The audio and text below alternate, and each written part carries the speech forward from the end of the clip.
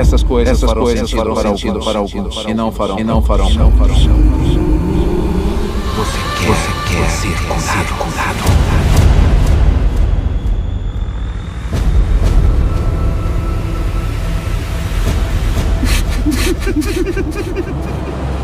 Estamos fazendo. Vai durar gerações. Não estou me sentindo muito Quem é? Você? Estou aqui para pregar as boas novas do reino de Deus. Eu abri um caminho para as pessoas acessarem esse reino. Neste mundo, ossos ainda vão se partir. Corações ainda vão se partir. Mas no final, a luz vai vencer as trevas.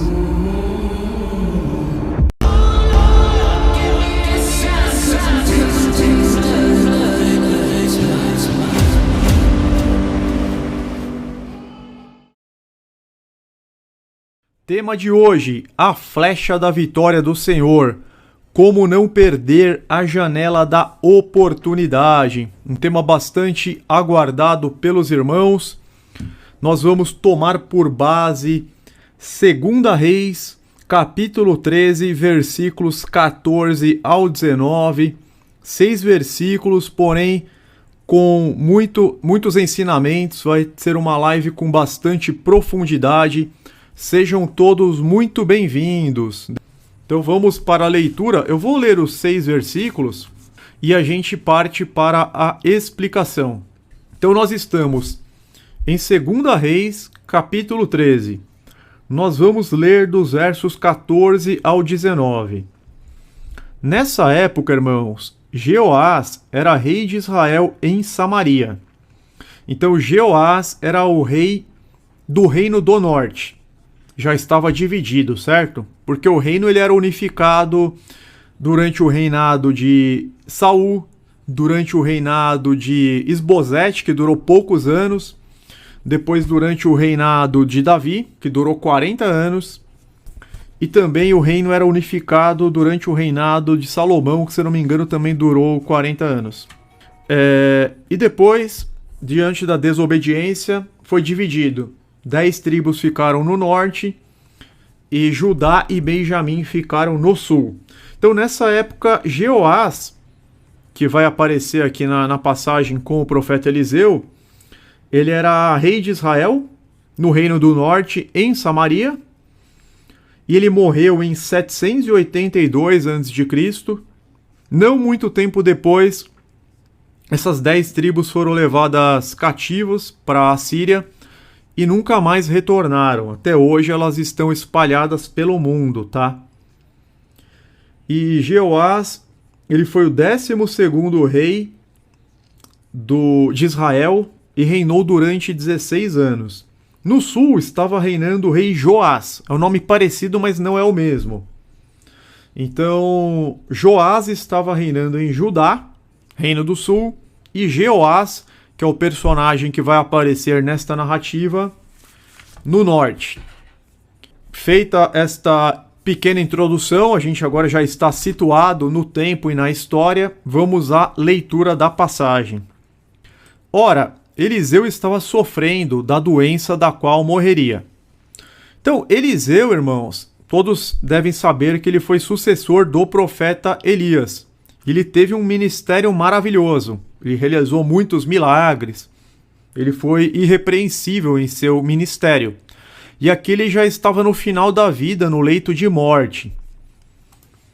Ora, Eliseu estava sofrendo da doença da qual morreria. Então Jeoás, rei de Israel, foi visitá-lo. E curvado sobre ele, chorou gritando: meu pai, tu és como os carros e os cavaleiros de Israel. E Eliseu lhe disse: traga um arco e algumas flechas. E ele assim o fez. Pegue o arco em suas mãos, disse ao rei de Israel. Quando pegou, Eliseu pôs suas mãos sobre as mãos do rei. Ele disse para abrir a janela que dava para o leste e atirar. O rei o fez. Então Eliseu declarou: esta é a flecha da vitória do Senhor, a flecha da vitória sobre a Síria. Você destruirá totalmente os arameus em Afec. Em seguida, Eliseu mandou o rei pegar as flechas e golpear o chão. Ele golpeou o chão 3 vezes e parou. O homem de Deus ficou irado com ele e disse: Você deveria ter golpeado o chão 5 ou 6 vezes, então iria derrotar a Síria e a destruiria completamente. Mas agora você a derrotará somente 3 vezes. Até aqui a passagem. Nós apenas lendo a passagem deste modo, a gente não percebe toda a riqueza que ela contém. Então passemos à explicação. Logo no verso 14, que é o primeiro verso em estudo, nós vemos que o rei de Israel foi visitar o profeta Elias em seu leito de morte e ele chorou gritando uma frase que nos chama a atenção: meu pai, tu és como os carros e os cavaleiros de Israel. Esse rei, pessoal, ele era um rei ímpio na realidade. Ele foi um rei que ele não andou de acordo com as leis de Deus. Ele fez coisas que não eram retas aos olhos do Senhor. Isso nós vemos nos versos 10 e 11, tá? Quando está sendo falado aqui sobre o rei Jeoás, está sendo dito o seguinte: no 37º ano do reinado de Joás, rei de Judá, Jeoás, filho de Jeoacás, tornou-se rei de Israel em Samaria e reinou 16 anos. Ele fez o que o Senhor reprova e não se desviou de nenhum dos pecados que Jeroboão, filho de Nebate, levara Israel a cometer, antes permaneceu neles. Então nós já temos a informação aqui que ele era um rei ímpio. Mas, pela descrição, nós vemos que, embora ele fosse um rei ímpio, ele reconhecia que Eliseu era de fato um homem de Deus. Ele reconhecia que o Senhor estava com Eliseu. Eliseu repreendia os pecados dele. Eliseu não estava de acordo com a conduta deste rei. Mas este rei foi visitá-lo e inclusive fez uma homenagem para ele. Porque esta frase que o rei fala para Eliseu mostrou um certo respeito, que foi justamente a frase que Eliseu falou para Elias quando viu Elias sendo arrebatado por aquela carruagem de fogo. Nós sabemos, pelo relato bíblico, que Eliseu ele foi ungido profeta por Elias. Isso está no final, se eu não me engano, de 1 Reis. Então, Eliseu ele foi o primeiro profeta ungido por Elias, o primogênito dentre todos aqueles. Se eu não me engano, eram 50 profetas. E ele fez aquele pedido ousado. Vocês lembram, né? Que ele pediu a porção dobrada do espírito de Elias. Então, eu vou só ler essa passagem para vocês de quando estava ocorrendo essa transição. A transição do ministério de Eliseu para o ministério de Elias, para a gente entender essa homenagem que o rei de Israel fez para Eliseu no leito de morte. Sucedeu que quando o Senhor estava para elevar Elias num redemoinho ao céu, Elias partiu de Gilgal com Eliseu. A gente vê no relato que Eliseu não largava Elias. Todo lugar que Elias ia, ele ia atrás. Ele, não, eu vou contigo, eu vou com você. E ele estava um pouco aflito, né? Porque ele ficaria sozinho. A gente vê no verso 6, por exemplo, Elias disse: fica-te aqui porque o Senhor me enviou ao Jordão. Mas ele disse: vive o Senhor e vive a tua alma, que não te deixarei. E assim ambos foram juntos. Então a gente vê eles indo juntos para todos os lugares. E de repente acontece aquela separação. Eles são separados. Deus ele arrebata Elias e leva para um outro local. Mas antes, Eliseu faz aquele pedido bastante ousado. Sucedeu que, havendo eles passado, Elias disse a Eliseu: pede-me o que queres que te faça, antes que seja tomado de ti.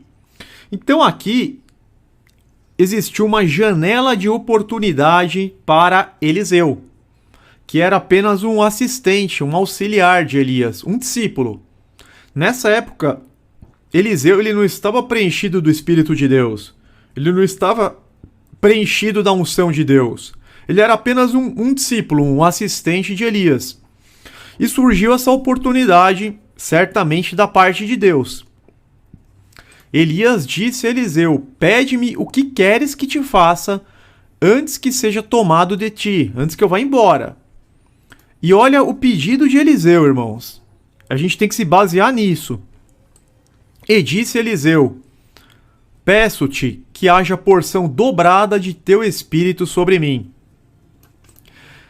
E disse Elias: coisa difícil pediste. Se me vires quando for tomado de ti, assim se te fará. Porém, senão, não se fará. Nós temos que lembrar, irmãos, que Eliseu ele foi o maior profeta de Israel.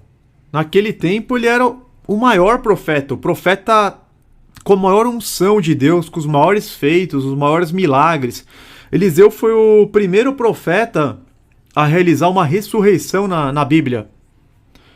Ele reviveu o filho da viúva de Sarepta.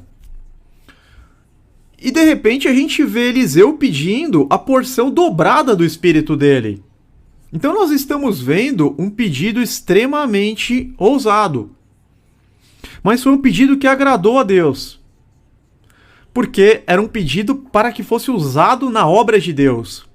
Então quando a gente faz uma oração de acordo com o que está na palavra de Deus, de acordo com a vontade de Deus, ainda que seja algo ousado, provavelmente vai ser atendido. É claro que a gente tem que estar em obediência, a gente tem que estar em santidade, em vida de oração, e Eliseu estava. Então, ele pediu algo que até Elias ficou espantado. Poxa, Elias era o maior profeta de Israel. Tinha derrotado lá os profetas de Baal, de Azerá, 450 profetas de Baal, ele tinha derrotado, 400 profetas de Azerá, tinha feito fez aquela oração para não chover durante 3 anos e meio e não choveu. Então Elias ele tinha realizado feitos maravilhosos. E de repente Eliseu pede uma porção dobrada do Espírito de Deus que estava sobre ele. E Elias falou: olha, coisa difícil pediste, mas se você me ver sendo tomado, é sinal que o seu pedido foi atendido pelo Eterno.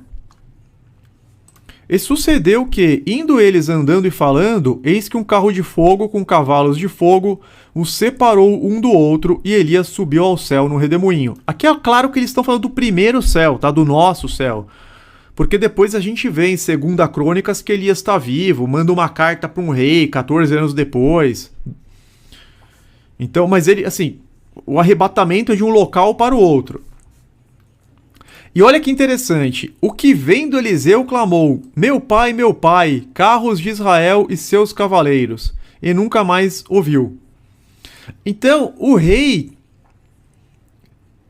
Joás, ele fez a mesma declaração para Eliseu, demonstrando um respeito para com Eliseu, demonstrando que conhecia a história de Eliseu. Porque a mesma frase que Eliseu utilizou para homenagear Elias, o rei Joás utilizou para homenagear Eliseu no leito da morte, demonstrando assim um respeito por ele. Então aqui a gente entende por que ele falou isso: meu pai, tu és como os carros e os cavaleiros de Israel. E é interessante essa frase, porque lá atrás, Eliseu reconhecia que Elias, ele era, diante da intimidade de Elias com Deus, ele era mais importante que o próprio exército de Israel.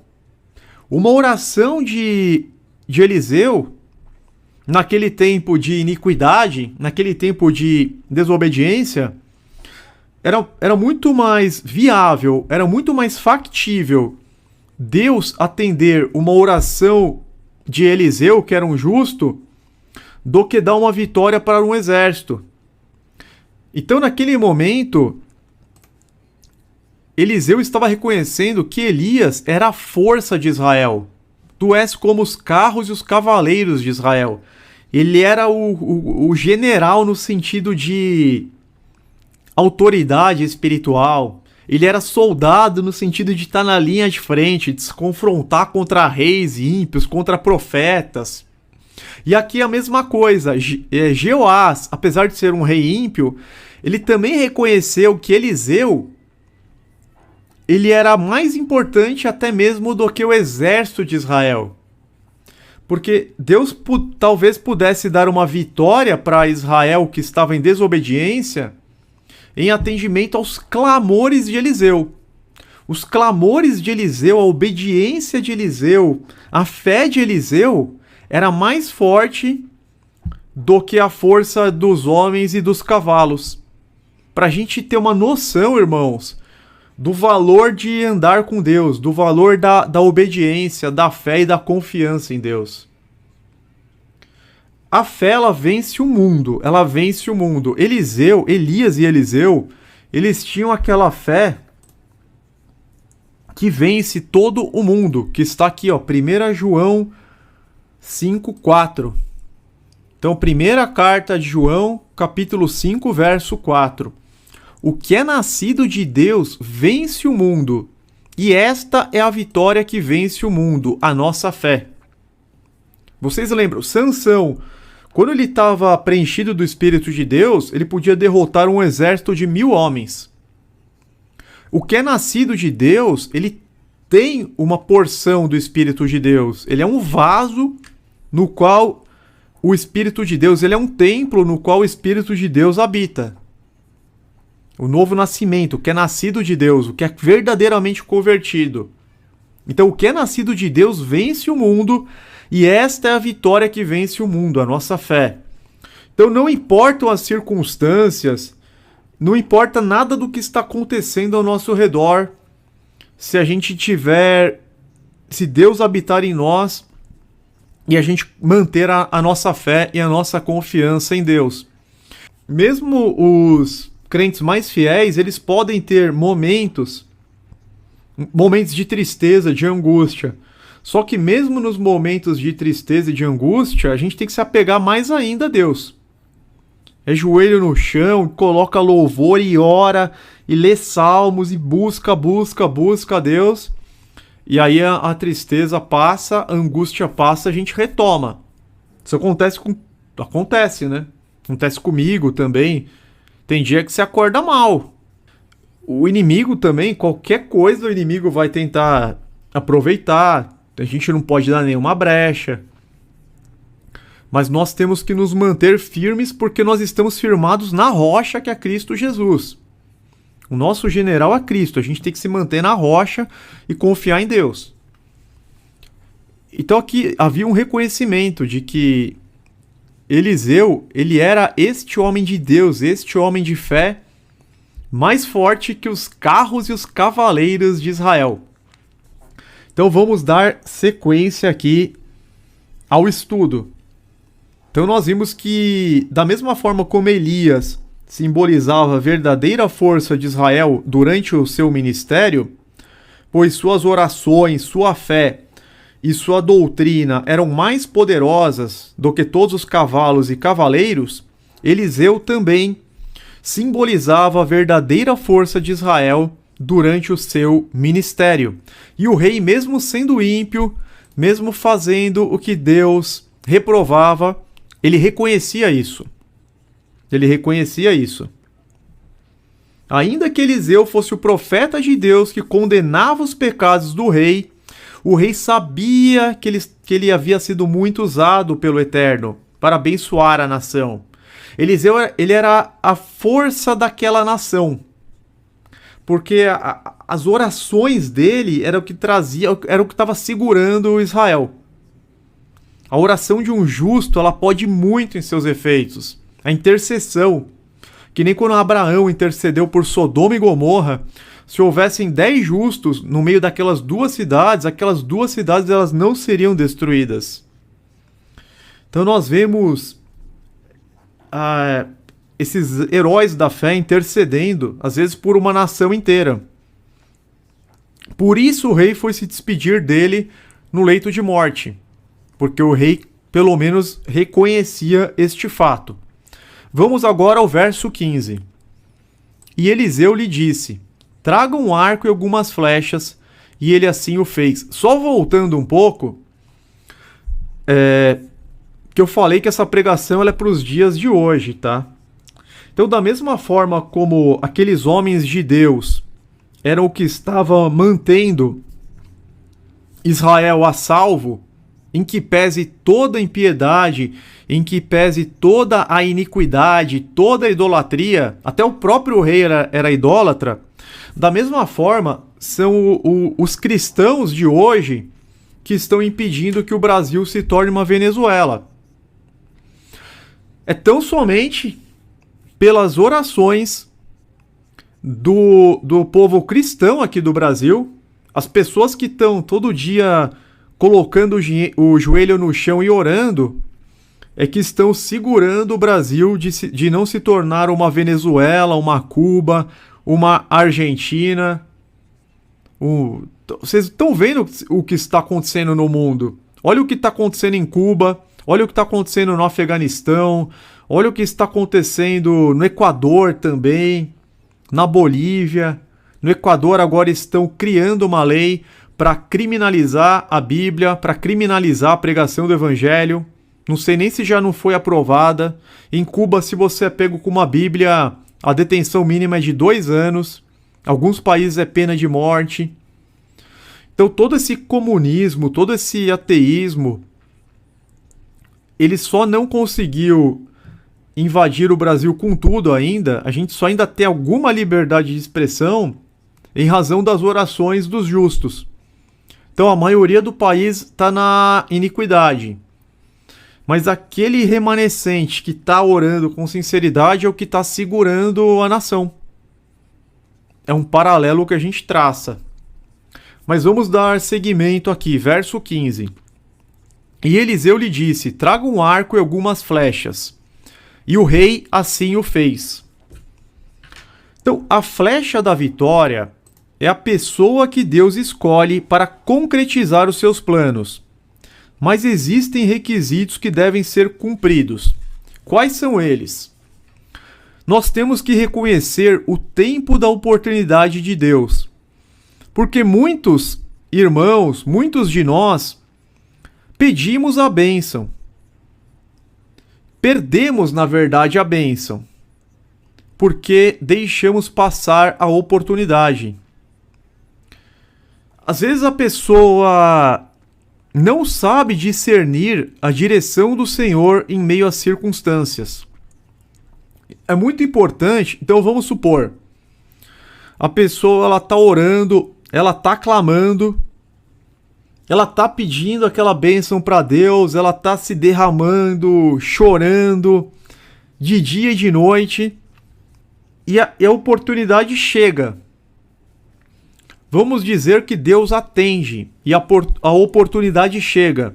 Só que muitos perdem a bênção porque deixam passar a oportunidade. Deixam passar a oportunidade. E a Bíblia nos ensina a não deixar escapar. Por exemplo, Gálatas 6:10. Portanto, enquanto temos oportunidade, façamos o bem a todos, especialmente às famílias da fé. Portanto, enquanto temos a oportunidade, nem sempre, irmãos, a oportunidade vai estar presente. Olha que ensinamento precioso aqui do Mestre Jesus no Evangelho de João, capítulo 9, versículo 4. Olha que coisa preciosa para as nossas vidas. Enquanto é dia, precisamos realizar a obra daquele que me enviou. A noite se aproxima quando ninguém pode trabalhar. Nós precisamos realizar a obra enquanto é dia, enquanto é possível. Vamos supor que a nossa liberdade seja completamente tolhida, que não seja mais possível pregar a palavra de Deus na internet, em grupos de Telegram, WhatsApp. Por isso que a gente tem que pregar, a gente tem que espalhar enquanto é dia. enquanto existe a possibilidade, mesmo que o inferno se levante contra nós. Mas enquanto houver a oportunidade, a gente tem que estar fazendo. Porque é o que Jesus fala. A noite se aproxima. Olha esse alerta. A noite se aproxima. A janela está fechando. Quando ninguém pode trabalhar. Então, a janela da oportunidade, a porta, ela está se fechando. Quando ninguém pode trabalhar. Pode ser que a nossa vida nesta terra cesse também. Pode ser que as almas que nós precisaríamos atingir se percam. Pode ser que elas morram. Pode ser que a nossa liberdade seja tolhida. A lei pode mudar, o governo pode mudar. Muitas coisas podem acontecer. Então nós não devemos perder. É claro, irmãos, que a maior oportunidade de todas é a do arrependimento para a salvação de nossas almas. Essa é a maior oportunidade de todas. É a grande oportunidade do Evangelho. Atos 2:38. Pedro respondeu: arrependam-se e cada um de vocês seja batizado em nome de Jesus Cristo para perdão dos seus pecados e receberão o dom do Espírito Santo. Então a maior oportunidade que existe é de que nós nos arrependamos de nossos pecados para que eles sejam perdoados e para que a gente possa receber o dom do Espírito Santo, para que o Espírito de Deus habite em nós e nós possamos estar debaixo da graça, nós possamos estar salvos. É lógico que tem um grande caminho a percorrer. Mas também existem muitas oportunidades para esta vida terrena, para coisas que vão acontecer durante a nossa caminhada terrena, que é o caso da passagem que nós estamos estudando.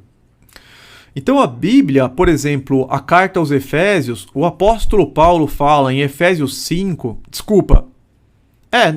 Efésios capítulo 5, que nós devemos aproveitar ao máximo cada oportunidade, porque os dias são maus. Então, olha o que o apóstolo Paulo ensina. E isso encontra um paralelo com a lição que nós estamos estudando de 2 Reis.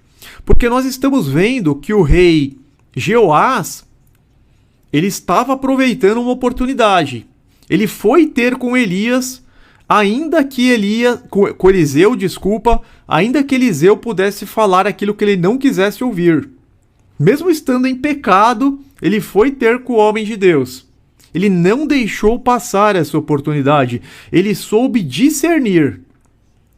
Por isso o apóstolo Paulo nos fala: tenham cuidado com a maneira como vocês vivem, que não seja como os insensatos, mas como os sábios, aproveitando ao máximo cada oportunidade, porque os dias são maus.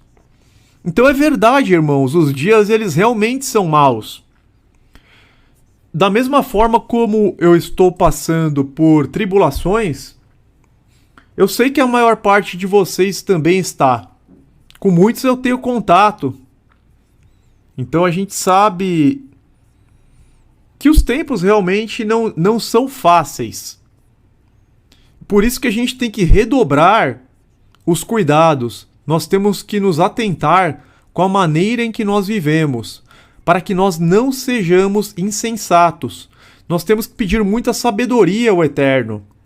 Em tempos maus, nós temos que viver como sábios. Nós não podemos vacilar. Nós não podemos nos desviar nem para a esquerda, nem para a direita. Nós não podemos deixar passar as oportunidades concedidas por Deus. Porque não é a todo momento que elas se apresentam em nossas vidas. Versículo 17. Portanto, não sejam insensatos, mas procurem compreender qual é a vontade do Senhor. Como que eu faço para compreender qual que é a vontade do Senhor? Como que eu faço para não ser um insensato? Como que eu faço para aplicar isso na minha vida, no meu dia? Hoje, dia 17 de agosto de 2021. Como que eu faço? nós temos que estar conectados a Deus. Vida de oração, obediência, leitura da palavra. Para saber a vontade de Deus, nós temos que estar lendo a palavra de Deus. Nós temos que estar ouvindo a palavra, ouvindo as pregações. Nós temos que meditar nas leis e na palavra. O salmista fala que medita de dia e de noite na palavra de Deus. Daniel orava 3 vezes ao dia. Então nós temos que procurar compreender qual é a vontade do Senhor, pedir sabedoria para Deus. Pedir que seja feita a vontade de Deus em nossas vidas, pois a vontade dele é sempre boa. E a nossa não, a gente não consegue enxergar presente, passado, futuro, a gente não consegue enxergar o que vai acontecer lá na frente, nós não podemos calcular todas as variáveis da equação, mas Deus sim. Por isso que sempre a vontade dele vai ser superior à nossa, porque Deus ele consegue calcular todas as variáveis da equação, ele consegue enxergar lá na frente, coisa que nós não podemos fazer. A gente tem que trazer isso para a nossa vida. Sabedoria, compreender, procurar compreender qual a vontade do Senhor e procurar ter discernimento. Temos que saber discernir a direção que nos é dada por Deus. Portanto, Jeoás, o rei de Israel, ele viu naquele momento que o Senhor lhe daria uma profecia e teve coragem de ouvi-la, fosse o que fosse. As circunstâncias lhe diziam: Deus quer falar com você.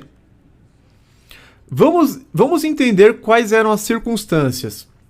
O maior profeta de Israel estava no leito de morte. O maior profeta, o que tinha a maior proximidade com Deus, o que tinha a maior intimidade com Deus, estava em suas últimas horas de vida. Guerras iminentes ameaçavam Israel. A Síria se apresentava forte para destruí-los. Então o rei pesou tudo na balança. Ele pesou o seguinte: bom, eu estou fazendo coisas que desagradam a Deus. Ele sabia que ele estava errado. Mas ao mesmo tempo, eu estou aqui enfrentando problemas. Perigo de guerra, perigo de invasão, o principal profeta no leito de morte. Ou seja, as circunstâncias lhe diziam: Deus quer falar com você. Então ele tomou coragem e foi ouvir.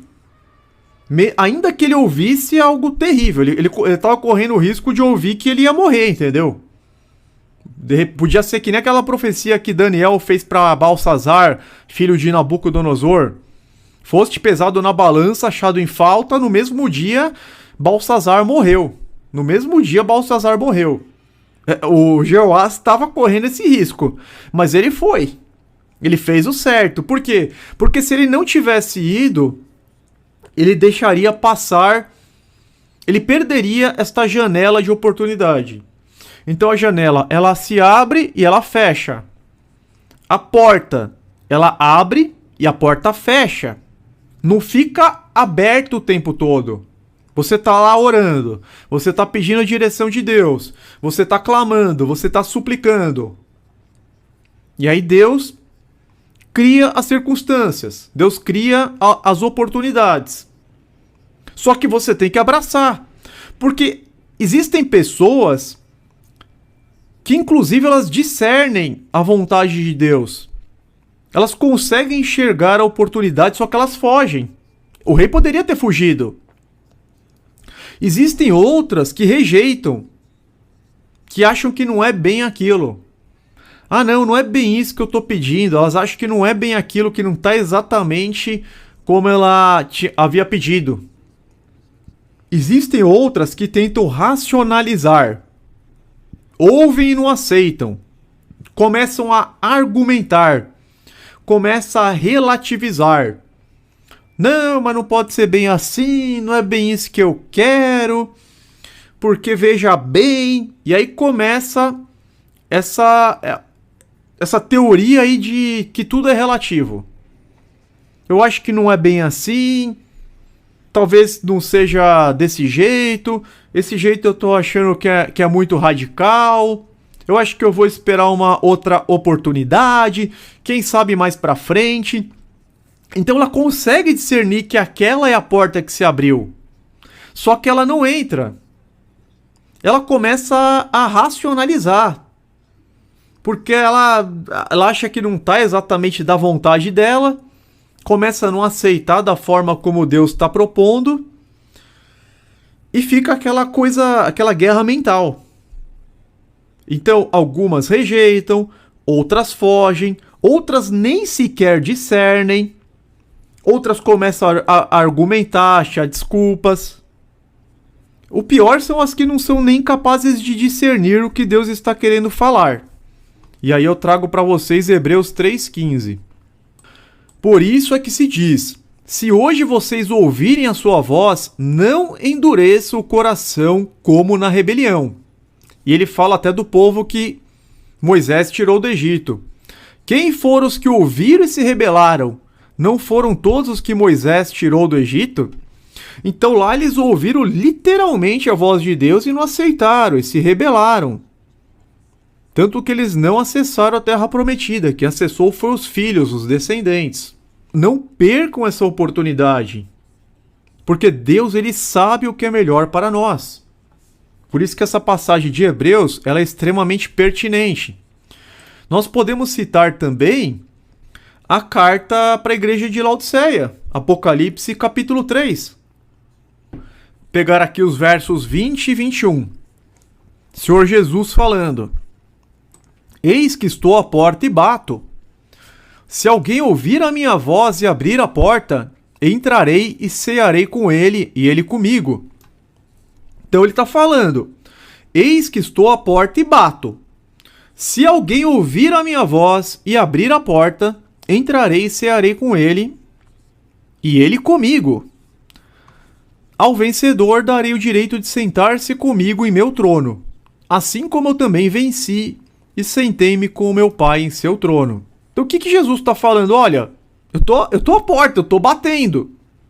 Se você tiver a capacidade de ouvir, você vai poder abrir a porta e eu cearei contigo. Na mesma linha de Hebreus 3,15. Se hoje vocês ouvirem a sua voz, não endureçam o coração, como na rebelião. É o mesmo que Jesus está falando. Se vocês ouvirem eu bater na porta, abram a porta. Eu vou entrar. Ou seja, depende de nós. Jesus já veio e já consumou a obra. Agora depende de nós. Querer fazer a vontade de Deus, aceitar ser discípulo de Jesus, ouvir a voz de Deus, buscar a Deus depende de nós. Deus ele enviou o seu Filho unigênito para a redenção de todos aqueles que nele creem. Se você aceitar ser discípulo de Jesus, se você aceitar guardar os mandamentos de Deus, pelo menos ter um esforço nesse sentido, ainda que nós não sejamos perfeitos, mas não sou eu que estou falando, a Bíblia que define o povo de Deus como aqueles que têm fé em Cristo e guardam os mandamentos, inclusive define isso no Novo Testamento, em Apocalipse. Se você aceitar essas condições e manter a fé, tiver uma vida de oração, a vitória está garantida. Você vai estar do lado vitorioso, você vai estar do lado que não perde. Se você for fraco, se você endurecer o coração, se você for rebelde, se você não ouvir, aí a derrota que estará garantida, entenderam? São dois extremos, irmãos. Não tem meio termo, tá? Voltamos ao estudo. Então no verso 15, Eliseu lhe disse: traga um arco e algumas flechas, e ele assim o fez. Verso 16. Pegue o arco em suas mãos, disse ao rei de Israel. Quando pegou, Eliseu pôs suas mãos sobre as mãos do rei. O que isso significa? O que essa passagem nos revela? Vamos recapitular. Primeiro, Eliseu pediu para o rei trazer o arco e algumas flechas e o rei prontamente obedeceu.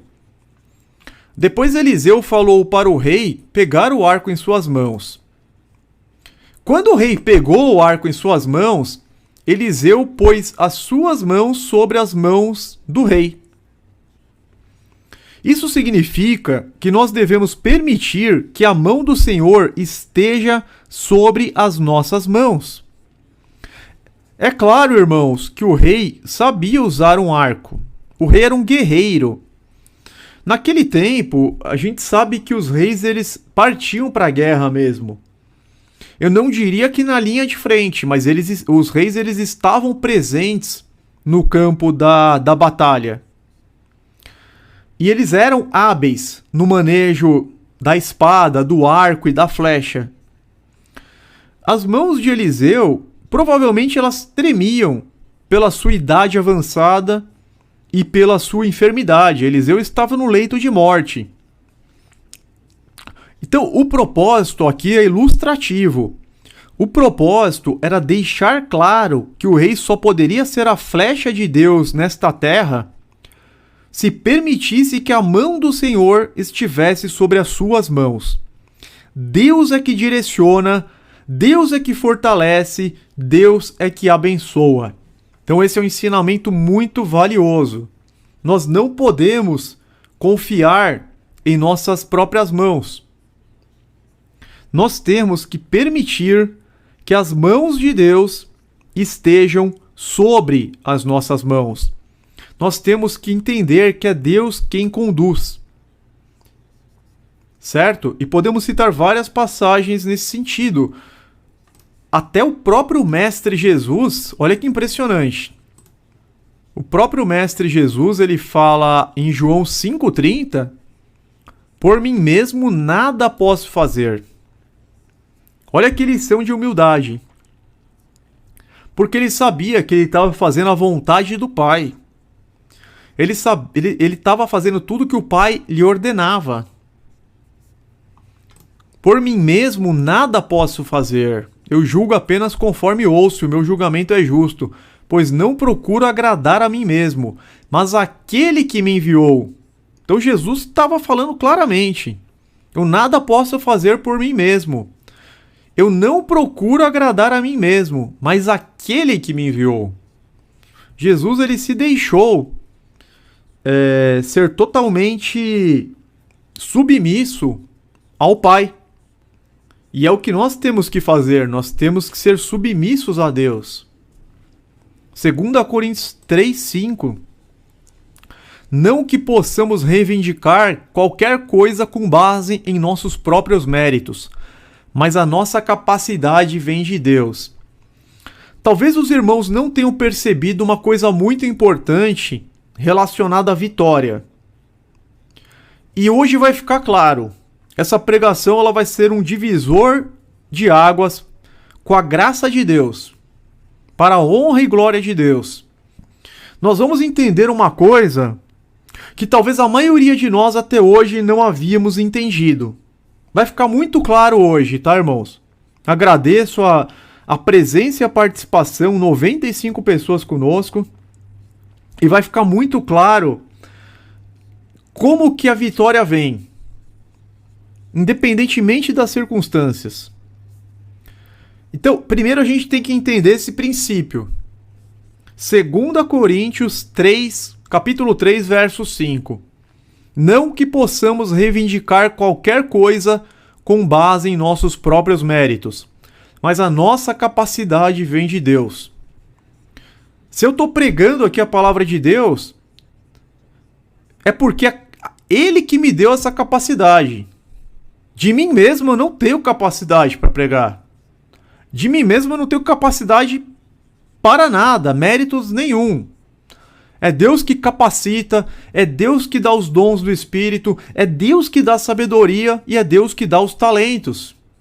Para quê? Para que nós possamos usar em sua obra, para que nós possamos devolver para Ele, parábola dos talentos. Então eu tenho plena convicção disso. Ainda mais que Deus já deixou claro para mim. Já cheguei a ficar 2 dias sem conseguir escrever uma linha e eu entendi que era um recado dele falando, olha, não é você. Se eu não te capacitar, você não vai conseguir fazer nada. Isso ficou muito claro para mim. E é o que essa passagem está falando. Nossa capacidade vem de Deus. Não podemos reivindicar qualquer coisa com base em nossos próprios méritos. Então o rei, ele não poderia reivindicar uma vitória com base em seus próprios méritos. Por isso que o profeta Eliseu pôs as suas mãos sobre as mãos do rei. Vocês estão vendo a conexão entre as passagens? Vocês estão vendo que tudo na Bíblia se encaixa com absoluta perfeição? Que não há qualquer contradição? Jeremias 1, do 6 ao 10. Jeremias, quando ele foi chamado por Deus, ele foi separado desde o ventre para ser um profeta, ele falou para Deus que ele não conseguia nem falar. Só que Deus deixa claro para ele, logo no capítulo 1, Jeremias capítulo 1, Deus deixa claro para ele que seria o próprio Eterno que iria capacitá-lo. Então, quando o Eterno chama Jeremias para o ministério, olha o que ele fala.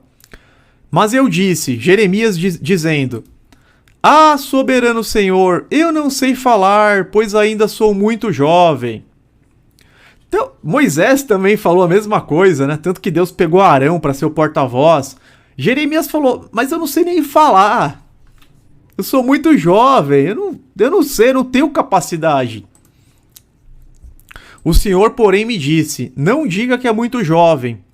A todos a quem eu enviar, você irá e dirá tudo o que eu lhe ordenar. Então Deus estava falando para ele, olha, você vai falar o que eu te ordenar e ponto. Não tenha medo deles, pois eu estou com você para protegê-lo, diz o Senhor. Ou seja, eu vou te dar capacidade de falar, eu vou te dizer o que você vai falar, eu que vou te enviar a todos a quem eu enviar. Ou seja, você só vai para onde eu mandar, eu que vou enviar para onde eu quiser, para onde eu mandar. E você só dirá o que eu lhe ordenar. Não tenha medo, pois eu estou com você para protegê-lo. Eu sou a sua proteção.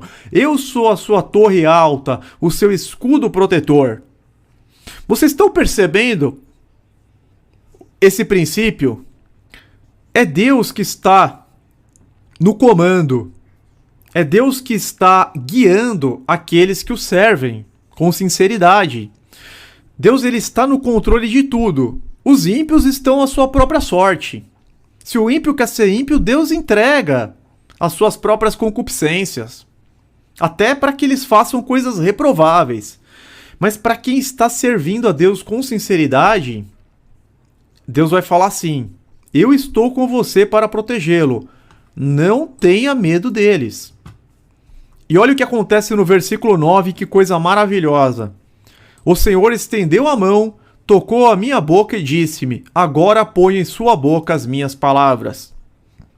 Então, nós estamos vendo que esse princípio bíblico, ele se confirma aqui. Quando Jeremias falou, eu não sei falar, eu sou muito jovem, Deus falou assim, Deus tocou na boca dele e disse, agora ponho em sua boca as minhas palavras. Veja, hoje dou a você autoridade sobre nações e reinos, para arrancar, despedaçar, arruinar e destruir, para edificar e para plantar. Olha que coisa tremenda! Ele era jovem, tímido, não sabia falar. E Deus fala, agora ponho em sua boca as minhas palavras. Ou seja, Deus, ele capacitou ele completamente para o ministério. Não tem isso de que a pessoa não é capaz, que não pode. Pois quem nos capacita é o Eterno. Outro exemplo. Mateus capítulo 10, versos 19 e 20. Jesus explicando para os discípulos. Mas quando os prenderem, não se preocupem quanto ao que dizer ou como dizer. Naquela hora lhes será dado o que dizer. Pois não serão vocês que estarão falando, mas o Espírito do Pai de vocês falará por intermédio de vocês. Então Jesus estava falando para os discípulos, porque eles iriam sair pregando o Evangelho. Portanto, eles iriam encontrar muita resistência. Eles poderiam ser presos, ser atacados. E aí Jesus fala: quando os prenderem, não se preocupem quanto ao que dizer ou como dizer. Naquela hora, lhes será dado o que dizer. Pois não serão vocês que estarão falando, mas o Espírito do Pai de vocês falará por intermédio de vocês. Ou seja, o Espírito Santo de Deus falaria por intermédio dos discípulos quando eles estivessem numa situação complicada, quando eles fossem levados para a prisão, para os tribunais, para o sinédrio. Eles seriam totalmente preenchidos do Espírito de Deus para falar palavras que daria livramento para eles. Jesus falou: nem se preocupem com o que vocês vão falar. Na hora vai ser dado aquilo que vocês deverão dizer. Outro exemplo. Evangelho de Lucas, capítulo 21, verso 15. Eu estou colocando várias passagens para vocês verem que isso que eu estou dizendo é 100% bíblico, tá? Pois eu lhes darei palavras e sabedoria a que nenhum dos seus adversários será capaz de resistir ou contradizer.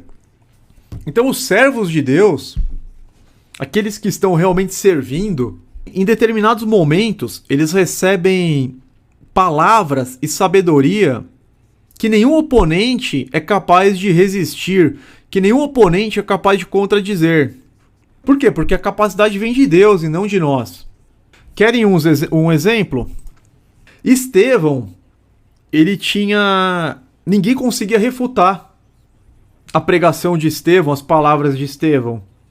Era irresistível, aquelas palavras dele, a pregação dele, ele tinha uma palavra de sabedoria, uma palavra de conhecimento, que a única forma que eles encontraram de poder silenciá-lo foi apedrejando.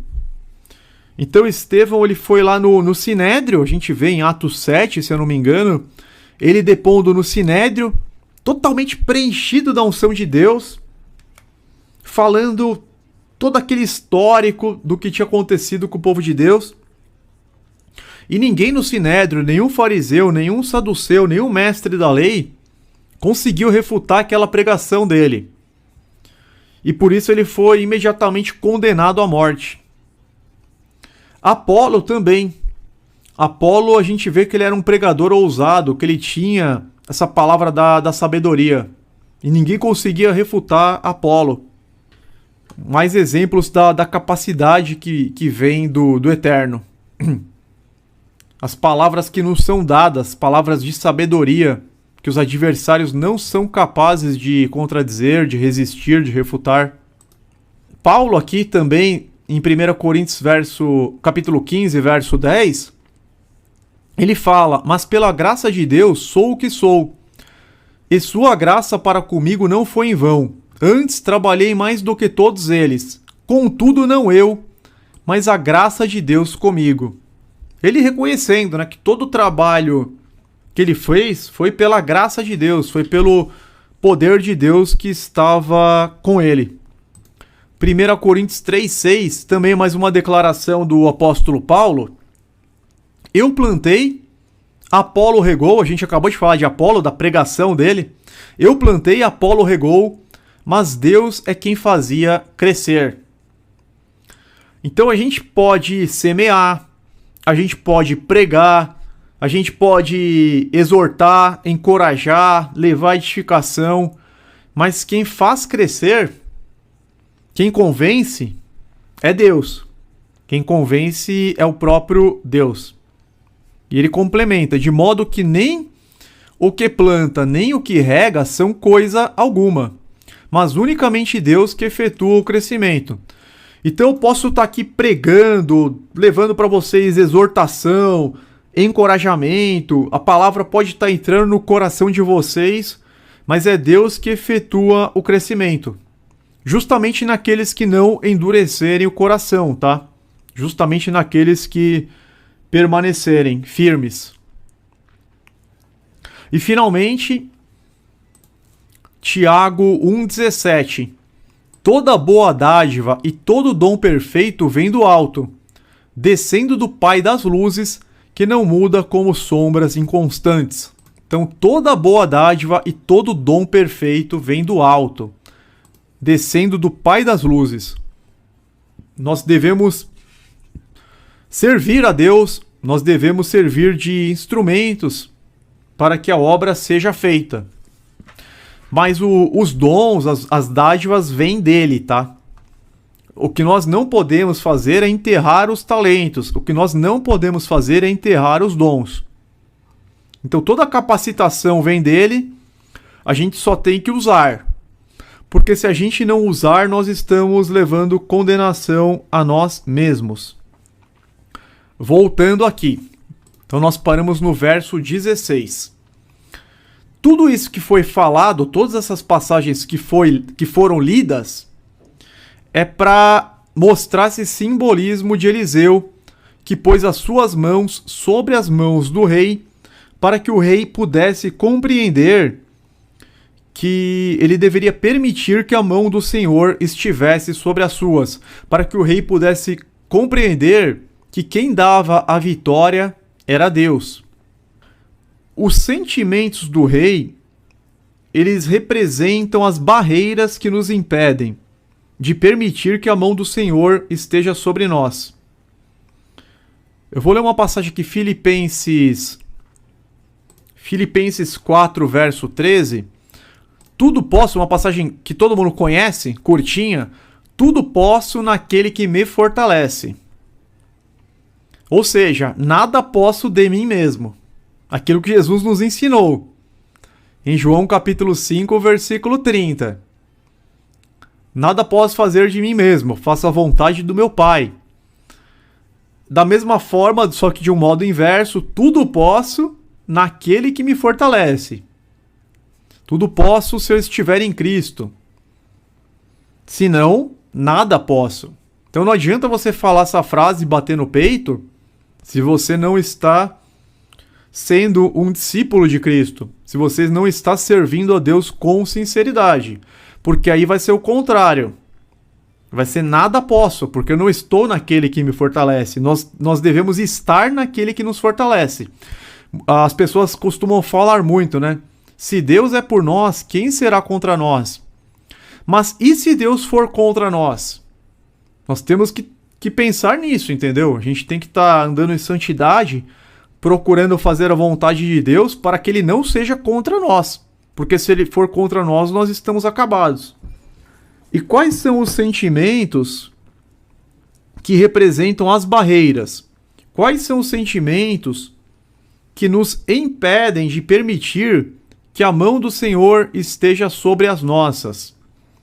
Justamente os sentimentos de autossuficiência, de orgulho, aquela pessoa que fala, eu faço e aconteço. Esses tipos de sentimento, por isso que Jesus fala, bem-aventurado o pobre de espírito. Por isso que a oração do publicano foi atendida e a oração do fariseu não. Vocês lembram dessa passagem de Lucas? Chegaram os dois lá no templo, o fariseu orando, olhando para o céu, olhando para cima. Obrigado, Senhor, porque eu não sou como este publicano, pecador, porque eu dou o dízimo de tudo, eu jejuo 2 vezes por semana, porque eu faço isso, eu faço aquilo. E o publicano lá, olhando para baixo, se sentindo pobre de espírito, batendo no peito, ser propício a mim, Senhor, ser propício a mim, sou pecador. E nós vemos que o publicano saiu justificado, reconhecendo a sua insuficiência, a sua necessidade de Deus, e o fariseu saiu de lá condenado, porque ele estava se exaltando, ele estava colocando como se os méritos fossem dele. E nós acabamos de ler diversas passagens mostrando que todos os méritos, toda a capacitação, toda a boa dádiva, todos os dons e talentos vêm do Senhor, vêm do Senhor. As barreiras que existem em nós e que impossibilitam a vitória são justamente os sentimentos de autossuficiência, orgulho, o sentimento de aquele que ele não é o pobre de espírito, ele não tem o coração quebrantado. Também coisas que nos impedem de conquistar a vitória: ouvir conselho dos homens. É bom você tomar conselho com os sábios, com os anciãos. Só que as pessoas, o que elas fazem? Elas começam a tomar conselho com todo mundo, com o vizinho, com o parente ímpio, com o pai, com a mãe, que não são da mesma fé, com o tio, com a tia, com a pessoa que ela encontra na rua, com a pessoa que ela encontra na padaria, com a pessoa que está saindo do bar. Não é assim que a gente faz. A gente só pode tomar conselho com pessoas da mesma fé, com os anciãos, com as pessoas que demonstram ter sabedoria. Porque se você for tomar conselho com tolos, é capaz de você até cair da fé. De repente você quer fazer alguma coisa boa, alguma coisa ousada, você quer abrir uma empresa, você, eu vou sair do meu emprego, esse emprego está me exigindo muito, está pagando pouco, eu acho que eu tenho capacidade para fazer isso, eu vou trabalhar como autônomo. E aí você toma conselho com uma pessoa pessimista, com uma pessoa depressiva. Não faz isso não, a gente tá em crise, vai dar errado, tá louco, continua nesse trabalho que você tá, que tá bom demais, pelo menos você não morre de fome. Acaba a sua fé, vai embora a fé. Então a gente tem que tomar cuidado, tá? Outra coisa, teimosia, pessoa quando é muito cabeça dura, a teimosia também é considerada uma barreira que pode impedir a vitória. O endurecimento do coração, como nós vimos naquelas passagens. O povo que saiu do Egito, né, tava com o coração duro, povo de dura cerviz. E também sentimentos de culpa que nos faz fugir. Se você tem um sentimento de culpa, você tem que procurar se livrar dele. Como? Do jeito certo. Você não tem como enterrar aquilo.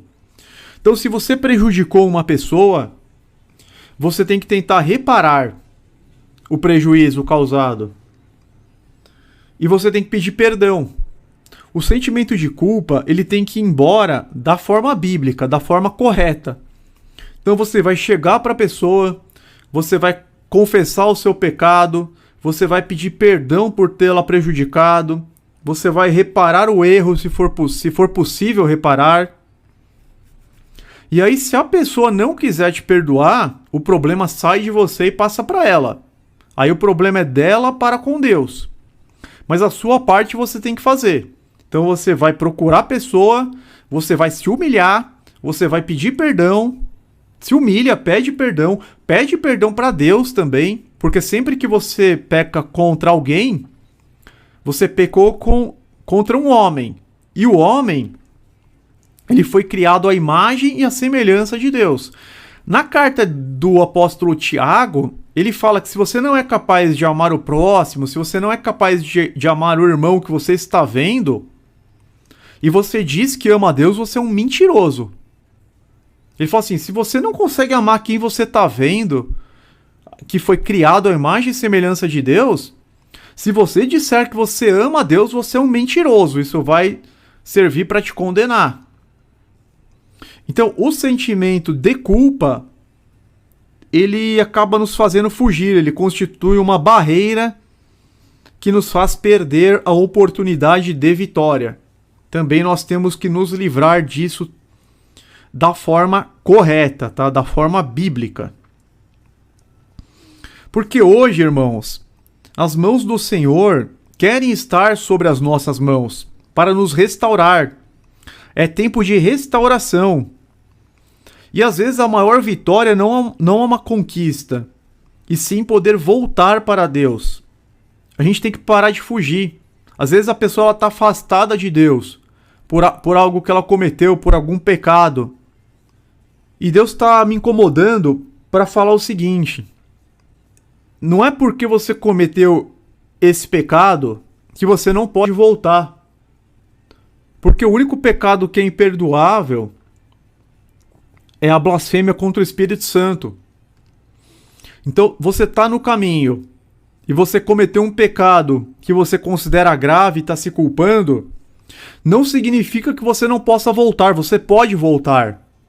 O que você tem que fazer? Você tem que se arrepender verdadeiramente, se derramar para Deus, ajoelhar, se humilhar perante Deus. Faz igual Davi no Salmo 51 e busca o perdão. Não tem outro caminho. A gente tem que quebrar essa barreira, porque essa barreira ela é impeditiva da vitória. Se você, às vezes a gente está orando e tem esse anátema escondido. Então a pessoa fala: poxa, eu tô há 5 anos orando por essa causa. Só que ela enterrou aquele pecado. Então ela se dirige a Deus sem mencionar aquele pecado. Ela se dirige a Deus meio que enterrando aquela culpa.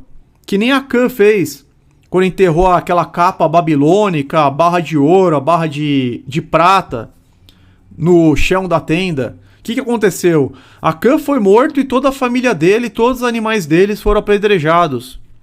Porque você não tem como esconder de Deus.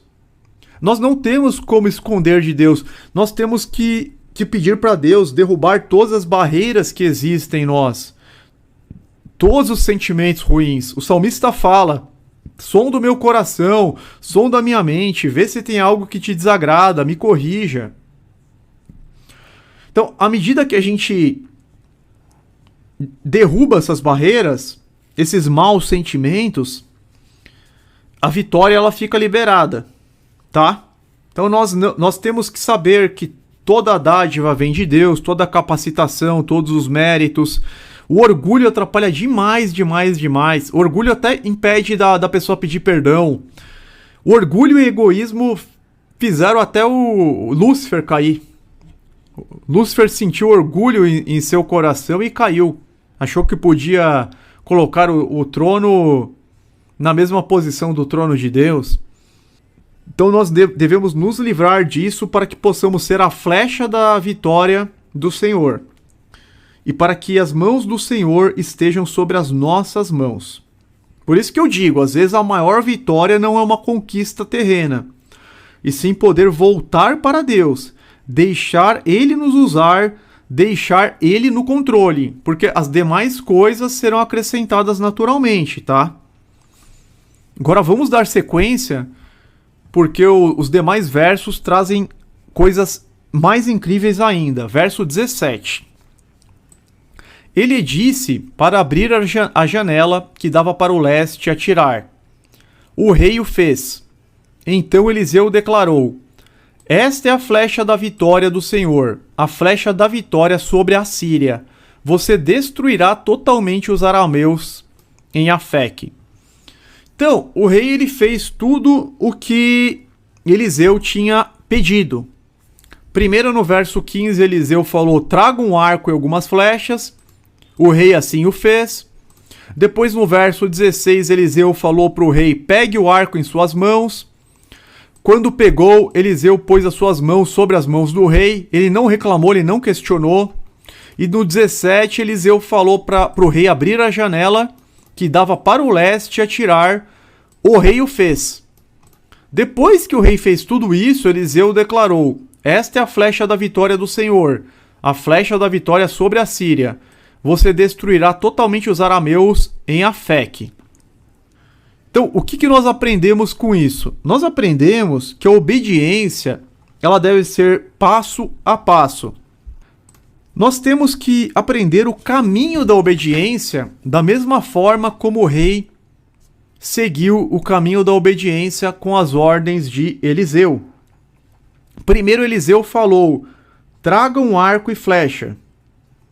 Depois Eliseu falou: pegue em suas mãos. Deixa eu colocar as minhas mãos sobre as suas. Abra a janela que dá para o leste. Se prepare. Atire a flecha. Então, eu fico imaginando nos dias de hoje, se nós teríamos toda essa obediência passo a passo. Porque na nossa geração mimimi, eu fico imaginando o seguinte, irmãos. Nós temos que lembrar que Eliseu ele estava tratando com o rei de Israel. E o rei de Israel, ele, mesmo sendo um rei ímpio, ele não questionou nada. Eliseu lhe disse, traga um arco e algumas flechas. Hoje a pessoa ia falar assim, pra que eu vou trazer um arco? Pra que você está me pedindo isso? Pra que, Eliseu, que você quer um arco e algumas flechas? No primeiro pedido, as pessoas dessa geração elas já iriam questionar. E já ia acabar com tudo, não ia ter vitória nenhuma.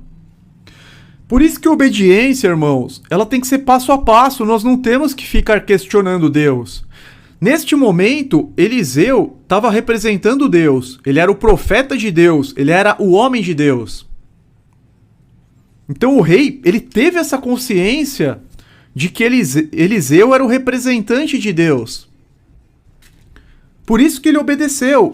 E as pessoas, elas começam a questionar. Traga um arco e umas flechas. Mas pra que você quer isso? Você tá quase morrendo. Me dá uma palavra, me dá uma profecia. Que você quer um arco e flecha nessa cama? Já ia começar a questionar. Pegue o arco em suas mãos. Hoje em dia, o que o rei ia falar? A pessoa ia falar. Mas por que você está me dando ordens? Você não sabe com quem você está falando? Você acha que eu não sei pegar o arco? A gente acaba fazendo assim, por isso que a bênção não vem, por isso que a vitória não vem. Quando Deus começa a dar direção, a pessoa já questiona. Quando Deus começa a dar direção, a pessoa já endurece, a pessoa já se rebela, já começa a fazer um monte de questionamento, de colocar dúvidas. E aí Eliseu continua. Abra a janela que dá para o leste. Imagina, hoje em dia. Mas por que eu não posso abrir qualquer janela? Por que eu não posso abrir a janela que dá para o oeste? Por que eu não posso abrir essa janela que está mais perto? Por que tem que ser a janela que dá para o leste? Hoje é tudo assim. Hoje é tudo assim. Por que você está colocando a minha mão sobre a minha mão? Você acha que eu não sei atirar? Eu sou guerreiro, eu já participei de 5 batalhas, Eliseu. Você tá aí tremendo. Por que você vai me atrapalhar? Você vai atrapalhar minha mira. As pessoas, elas estão estragando a vitória. Elas estão perdendo a oportunidade porque elas estão questionando muito a Deus. Porque elas estão colocando... Elas não estão tendo paciência. Elas não estão tendo discernimento. Elas não estão tendo humildade para obedecer. Elas não estão ouvindo a voz de Deus. Elas não entendem que a obediência é passo a passo. Tem uma passagem que eu me lembrei agora. Isaías 28:10. Essa passagem é muito importante. Eu vou colocar aqui, não estava separada ainda. Isaías 28, verso 10.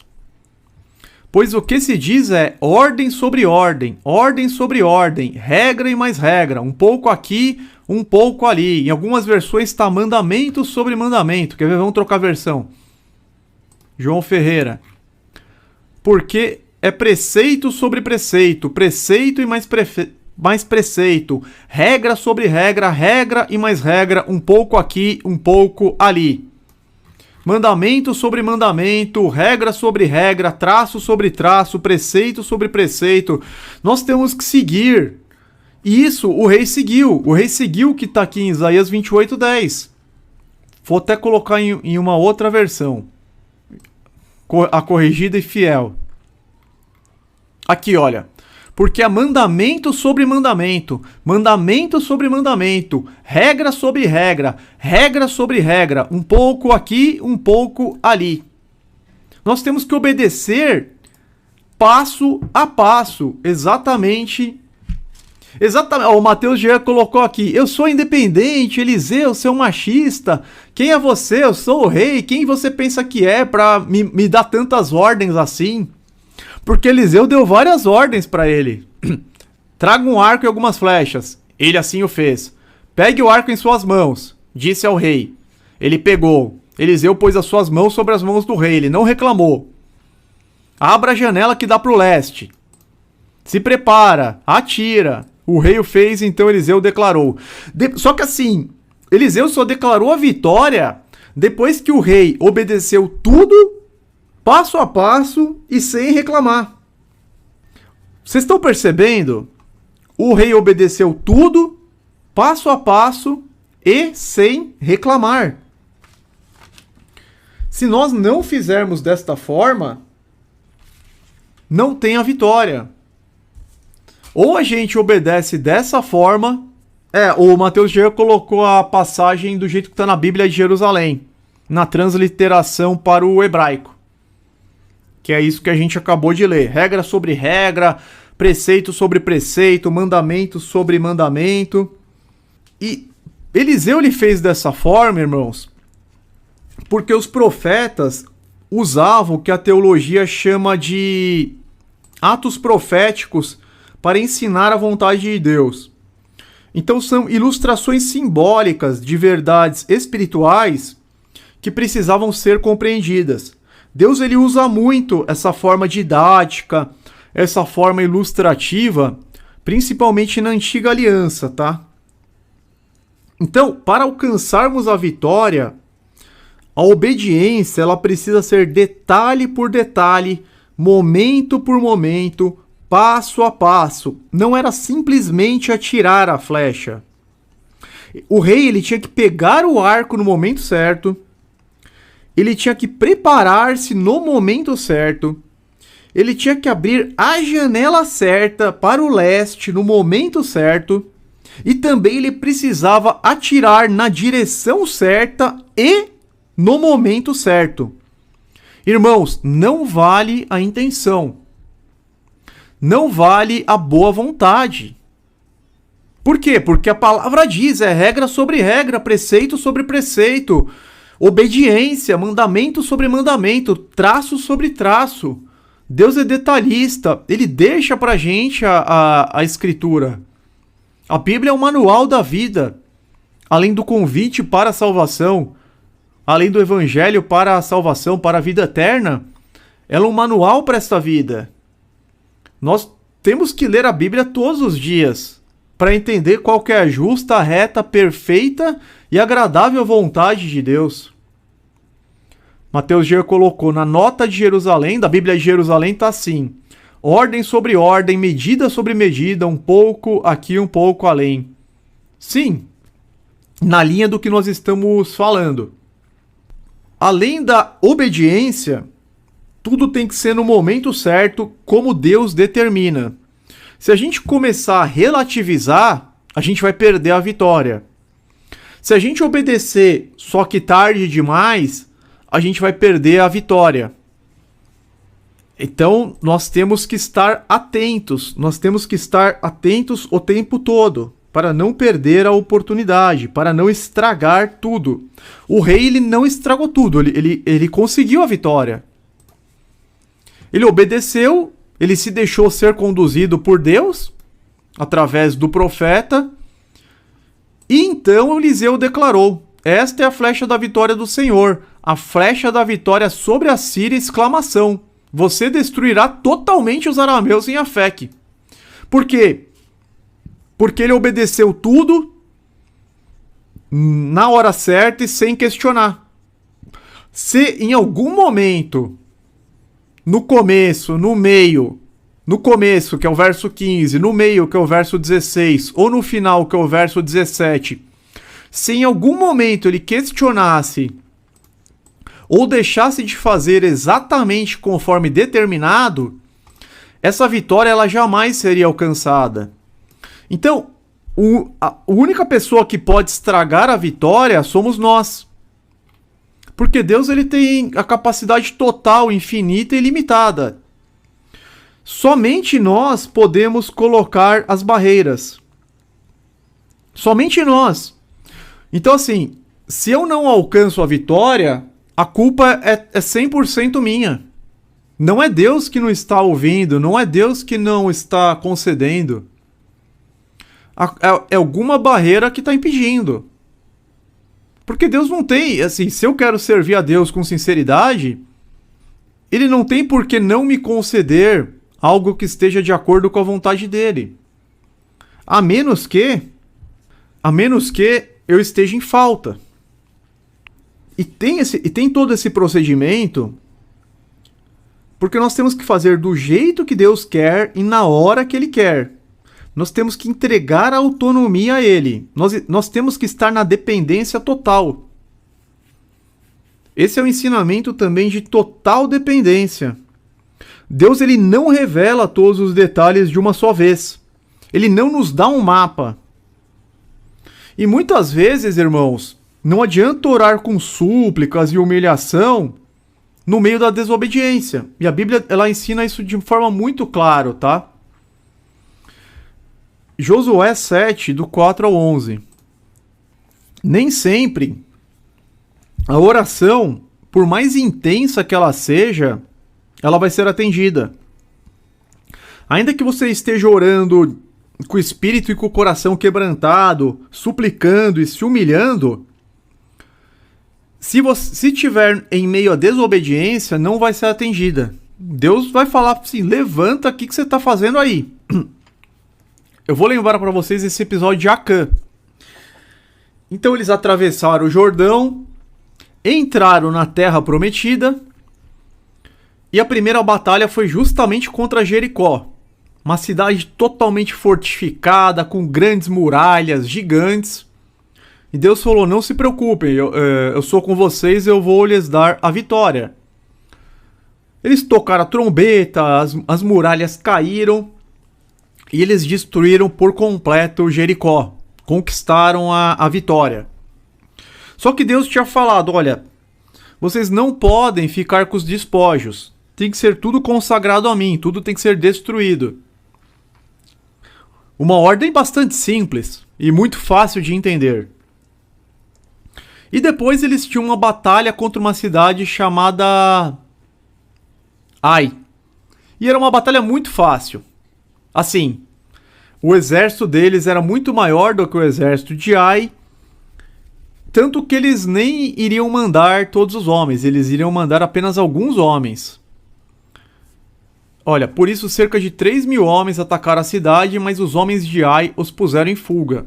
Então, depois que eles conquistaram Jericó, que seria uma batalha muito difícil, e eles ganharam com facilidade, eles falaram, nossa, Ai não vai dar nem graça, né?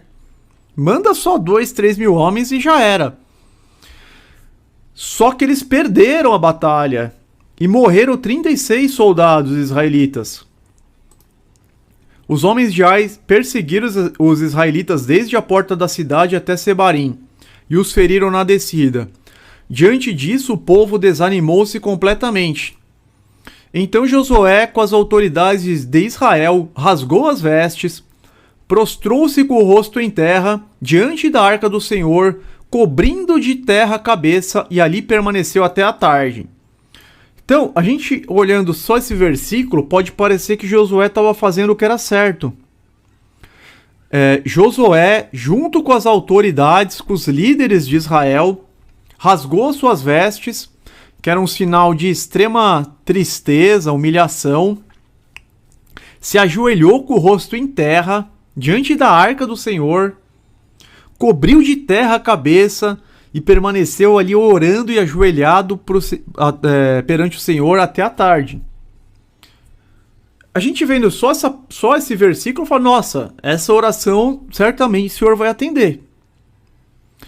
E aí Josué começa a orar até num tom de acusação. Josué começa a quase que se perder aqui. Disse então Josué, ah, soberano Senhor, por que fizeste este povo atravessar o Jordão? Começa a questionar a Deus. Foi para nos entregar nas mãos dos amorreus e nos destruir? Antes nos contentássemos em continuar no outro lado do Jordão.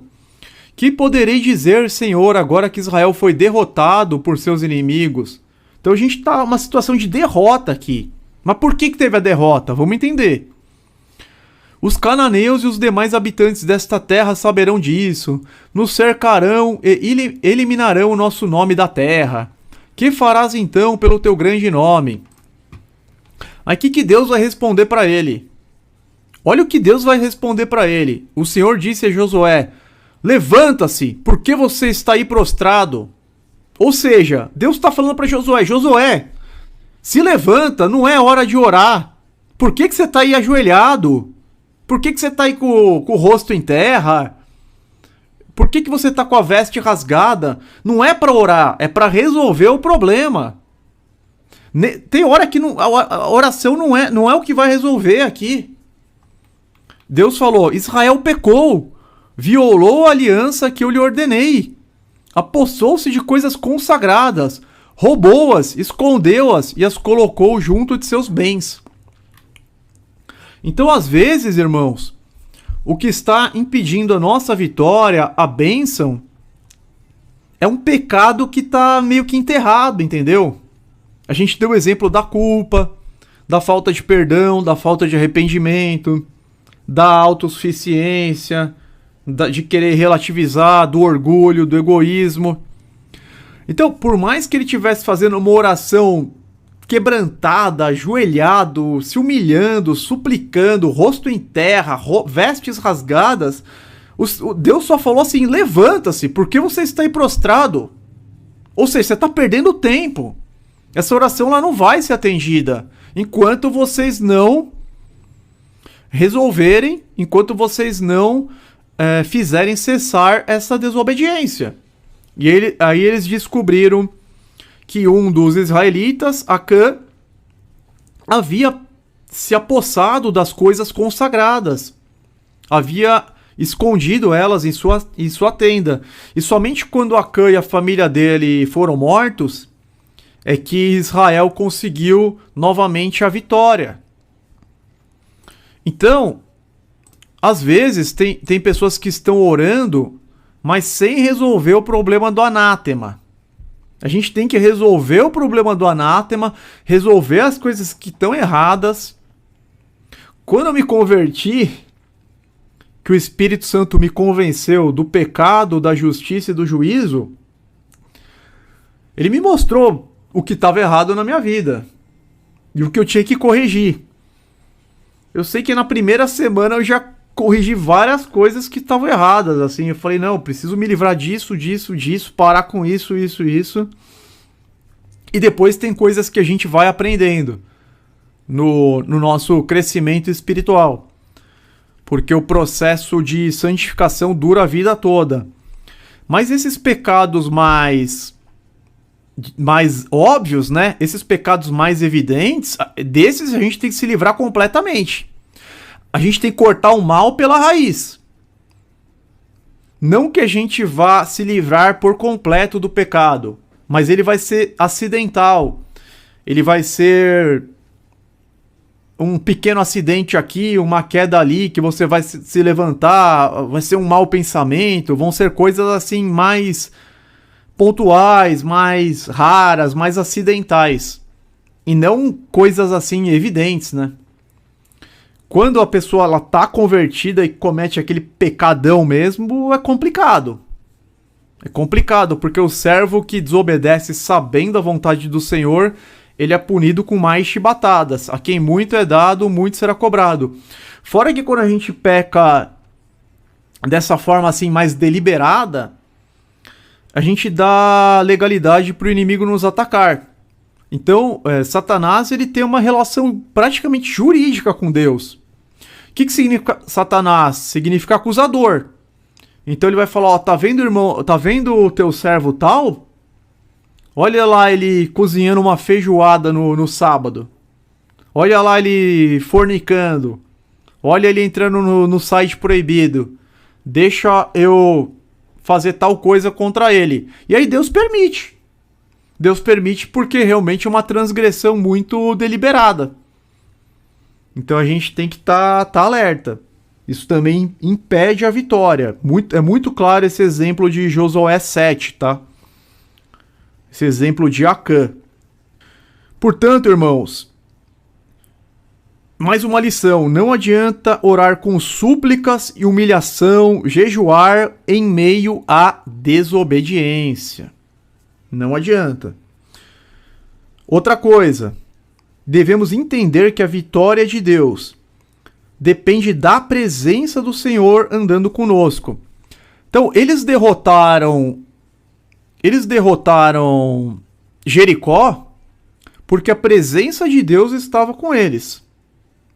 E eles não derrotaram Ai, que era tipo um vilarejo. Então, assim, eles derrotaram uma cidade fortificada com grandes muralhas. As muralhas caíram com gigantes porque Deus estava com eles.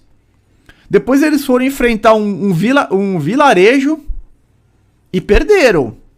Ou seja, a Bíblia nos ensina para a nossa vida, para o dia de hoje, que a vitória é de Deus. Depende da presença do Senhor andando conosco.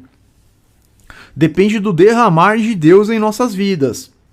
Se nós formos nos lembrar das vitórias bíblicas, a gente vai perceber isso claramente, tá? Por exemplo, Davi derrotou Golias com pedaços de pau e pedrinhas. Então Davi derrotou um gigante de quase 3 metros, com uma armadura que pesava mais de 60 quilos, com pedrinhas. A vitória de Jericó, que nós estamos falando, eles ficavam marchando e gritando e tocando as trombetas para derrubar as muralhas. Também é algo assim, sobrenatural. Deus que deu a vitória. Porque você fica marchando 7 dias, tocando trombeta e de repente as muralhas caem. Se Deus não tiver na causa, isso não vai acontecer nunca. Juízes 7, do 16 ao 22, a gente também vê Gideão liderando um pequeno exército de 300 pessoas contra milhares. Eles começam a tocar trombetas, gritar e quebrar jarros de barro. E aí os midianitas, se eu não me engano, um começou a lutar contra o outro. Então assim, aquela vitória... Deixa eu ver se eu separei aqui. Juízes 7. A vitória de Gideão chega a ser até engraçada, mas... Por quê? Porque Deus, 1 Coríntios, capítulo 1, verso 27. Mas Deus escolheu o que para o mundo é loucura, para envergonhar os sábios. E escolheu o que para o mundo é fraqueza, para envergonhar o que é forte. Deus escolheu as coisas loucas do mundo para envergonhar os sábios. Vou até mudar de versão, colocar na Almeida, por exemplo. Versículo 27. Olha lá. Mas Deus escolheu as coisas loucas deste mundo para confundir as sábias. E Deus escolheu as coisas fracas deste mundo para confundir as fortes. Aí a gente começa a entender, poxa, é verdade, né? Davi derrotou Golias com um pedaço de pau e umas pedrinhas. Gideão derrotou os midianitas quebrando jarro de barro e tocando trombeta. Naamã foi curado com 7 banhos, tomando 7 banhos no Jordão. Ele foi curado da lepra tomando 7 banhos no Jordão. É porque Deus escolheu as coisas loucas deste mundo para confundir as sábias. E as coisas fracas para confundir as fortes. É para deixar claro que a vitória é de Deus. Se você está servindo a Deus, Ele vai fazer diferença. Não importa as suas circunstâncias. Você pode ser pequeno, você pode ser fraco, você pode ser limitado, você pode se achar incapaz. Mas se Deus estiver contigo, a vitória é sua e acabou. E ninguém tira. E ninguém tira. Você vai lá com 2 pedrinhas, você ganhou, é sua. Porque as pessoas, elas começam a olhar ao redor. O Mateus lembrou, aquele incircunciso. Davi chegou, o que esse incircunciso tá falando? O Senhor dos Exércitos, o Deus de Israel vai me entregar esse incircunciso. Eu vou cortar a cabeça dele. Por quê? Porque Davi entendia esse princípio. Davi entendia claramente esse princípio. Juízes 7, Gideão. Gideão, ele era o menor lá da família dele, da tribo dele. E ele foi com o exército. Ele foi com o exército gigante no começo. A gente vê que ele estava, se eu não me engano, 32 mil homens. Depois, Deus mandou dispensar, se eu não me engano, 10 mil. Então, 22 homens partiram e ficaram apenas 10 mil. Mas o Senhor tornou a dizer a Gideão: ainda gente demais, ainda gente demais. Aí fez uma outra triagem, ficou com 300. O Senhor disse a Gideão: com os 300 homens que lamberam a água, livrarei vocês e entregarei os midianitas nas suas mãos. Mande para casa todos os outros homens. Então Gideão, ele foi com 22 mil homens, e já seria difícil ganhar dos midianitas com 22 mil, porque os midianitas estavam em maior número. Deus falou: não, você está com muita gente. Eu vou entregar os midianitas nas suas mãos. Eu, Deus, eu que faço e aconteço. Não é você vai com 300. Ó, com os 300 homens que lamberam a água, livrarei vocês e entregarei os midianitas nas suas mãos. E assim, humanamente não tinha sentido. Humanamente era impossível eles vencerem com 300. Os midianitas deviam estar em 30 mil para cima. E ainda mandou dividir esses 300 em 3 pelotões de 100. E de repente a gente vê como que acontece, né? Aqui, ó, dividiu os 300 homens em 3 companhias e pôs nas mãos de todos eles trombetas e jarros vazios com tochas dentro.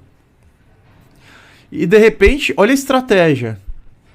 Quando eu e todos os que estiverem comigo tocarmos as nossas trombetas ao redor do acampamento, toquem as suas e gritem: pelo Senhor e por Gideão. E aí eles fizeram isso. Então tocaram suas trombetas e quebraram os jarros que tinham nas mãos.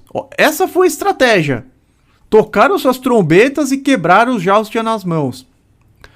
As 3 companhias tocaram as trombetas e despedaçaram os jarros, empunhando as tochas com a mão esquerda e as trombetas com a direita, e gritaram: a espada pelo Senhor e pelo Gideão. E aí todos os midianitas fugiram correndo e gritando. Quando as 300 trombetas soaram, o Senhor fez com que o acampamento dos homens se voltasse um contra os outros com as suas espadas. Eles não precisaram nem lutar. Os próprios midianitas se voltaram um contra os outros e se mataram. Por quê? Porque Deus deixa claro que a vitória é dele. Deus deixa claro que a vitória é dele, não nossa. Nós temos que estar em obediência para a gente ser beneficiado. Por isso que o tema da live é a flecha da vitória do Senhor. Nós podemos ser a flecha da vitória do Senhor. E o subtema: como não perder a janela da oportunidade. É isso que nós estamos aprendendo no dia de hoje. Nós temos que colocar em prática o que Deus quer. Deus, ele quer que a gente abandone o nosso orgulho. Aí gigantes serão derrubados e muralhas irão cair, porque é Deus quem peleja por nós. Nós podemos ser a flecha, mas devemos deixar Deus direcionar e atirar.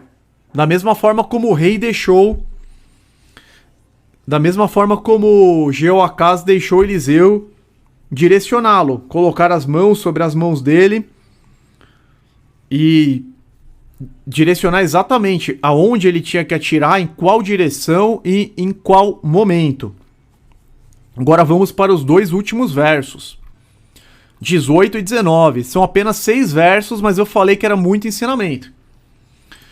Em seguida, Eliseu mandou o rei pegar as flechas e golpear o chão. Ele golpeou o chão 3 vezes e parou. O homem de Deus ficou irado com ele e disse: você deveria ter golpeado o chão 5 ou 6 vezes. Então iria derrotar a Síria e a destruiria completamente. Mas agora você a derrotará somente 3 vezes. Aqui a gente percebe, irmãos, que Eliseu apenas mandou o rei pegar as flechas e golpear o chão. Só que Eliseu não falou quantas vezes que ele deveria golpear o chão. Portanto, ele golpeou o chão 3 vezes e parou. E Eliseu ficou irado com ele e disse: você deveria ter golpeado o chão 5 ou 6 vezes. Então iria derrotar a Síria e a destruiria completamente. Mas agora você a derrotará somente 3 vezes. Ou seja, eles não seriam destruídos por completo. O que isso nos ensina? Isso nos ensina que o tamanho da vitória depende de nós. O tamanho da vitória depende de você. Depende das suas limitações, porque Deus é infinito. Realmente não foi dito quantas vezes que ele deveria bater a flecha. Estava dependendo do tamanho da ousadia dele. Isso nos ensina que nós devemos ousar na fé. E aí a gente volta lá para o comecinho da live, quando Eliseu pediu o espírito dobrado que estava sobre Elias. Olha que coisa maravilhosa. A quantidade de vezes que ele bateu no chão era o tamanho da ousadia, no bom sentido. Da ousadia na fé. E sabe o que eu fico pensando? Eu acho que hoje em dia, se ele falasse para a maioria das pessoas hoje em dia, para pegar as flechas e golpear o chão, era capaz da maioria das pessoas golpear uma única vez. Simplesmente pegar e dar um golpe. E aí seria muito pior. Isso é muito importante a gente ter em mente. O tamanho da vitória depende de nós. Deus é ilimitado, Deus é infinito. Vocês lembram da live que nós fizemos sobre o azeite da viúva? Enquanto tinha vasilha, o azeite ia preenchendo. Enquanto tinham vasos, jarros e vasilhas, o azeite ia enchendo. Porque o azeite representava o Espírito de Deus, a unção de Deus, que é ilimitada. O azeite somente cessou, somente parou de ser derramado quando acabaram os vasos, quando acabaram as vasilhas. Portanto, a limitação sempre está com a gente, tá? O tamanho da vitória depende de nós. Depende da nossa fé. Às vezes a gente tá andando em obediência, tá servindo a Deus e quer alguma coisa que na nossa cabeça é difícil. Mas para Deus não é nada difícil. E aí a gente pede uma coisa, por exemplo, a pessoa ela quer sair do aluguel. Ela fala, Senhor Deus, eu quero muito sair do aluguel. Me conceda, Senhor, uma casa de 2 cômodos. E aí Deus vai, se você tiver em obediência, tudo certo, vida de oração, comunhão com Deus, Ele vai te dar uma casa de 2 cômodos. Mas se você tivesse pedido uma casa maior, Ele te daria.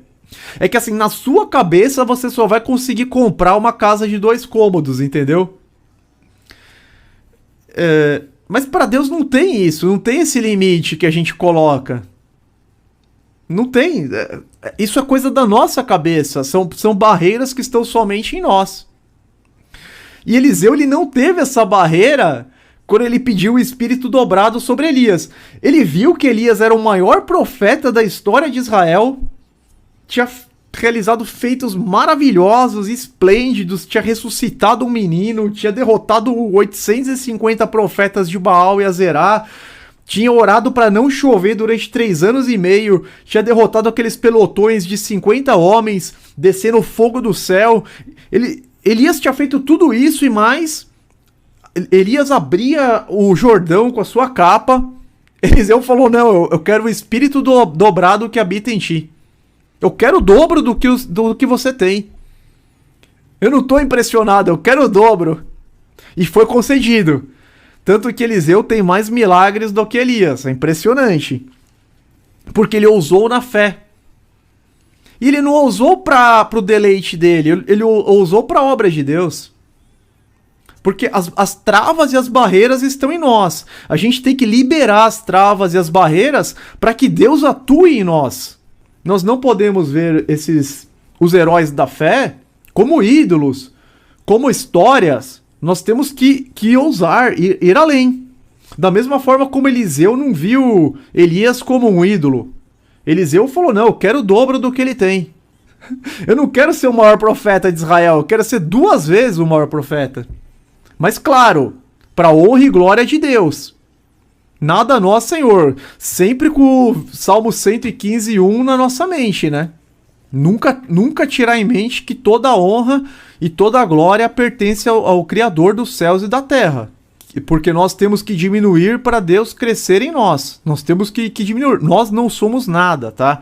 Eu só tô falando que nós não podemos travar o que Deus pode fazer através de nós. Então, não a nós, Senhor, nenhuma glória para nós, mas sim ao teu nome, por teu amor e por tua fidelidade. Então, nós temos que ousar na fé para a honra e glória de Deus. Para a honra e glória do Criador dos céus e da terra. Que Ele seja exaltado, adorado e glorificado e nós diminuídos. Agora vamos para a conclusão, irmãos, aqui da live. A nossa vitória depende do tamanho da nossa fome espiritual. A sua vitória depende do tamanho da sua fome espiritual. Quem se satisfaz com pouco, terá pouco.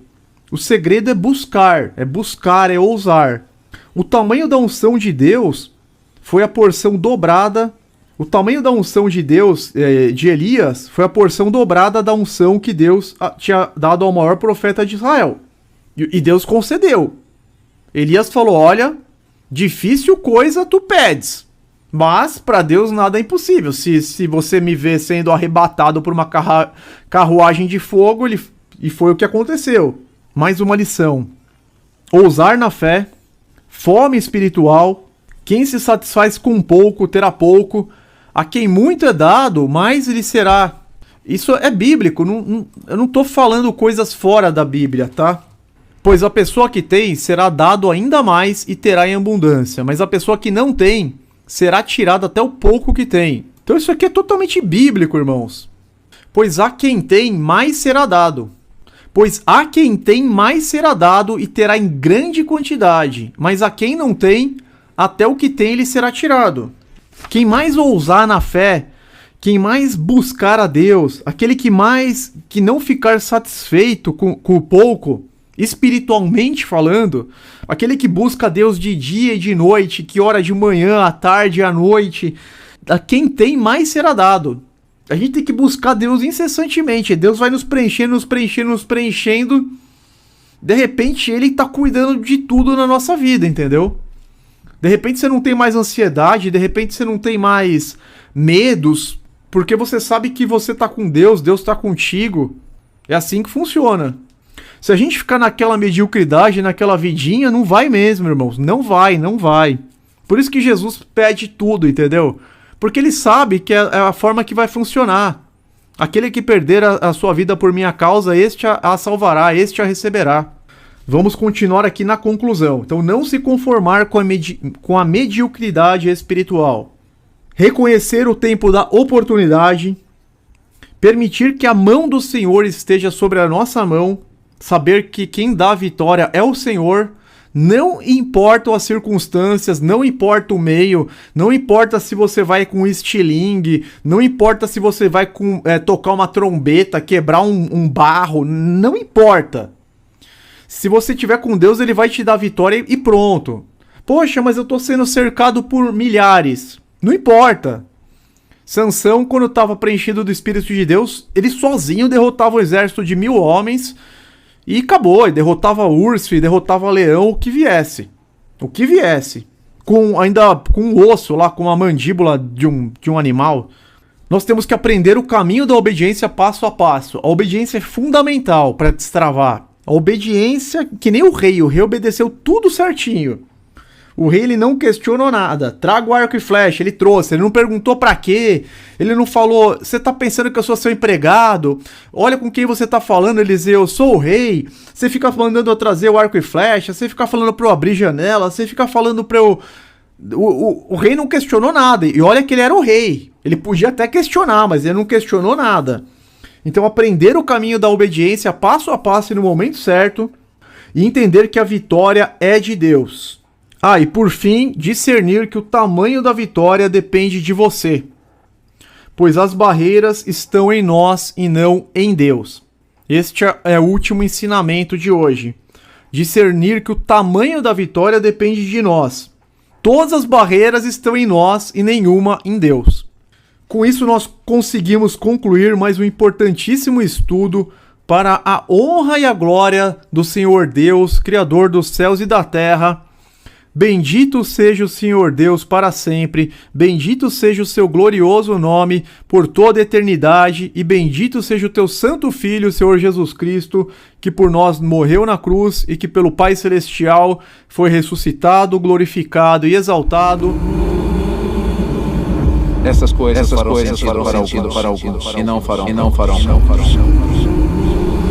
Você quer ser curado.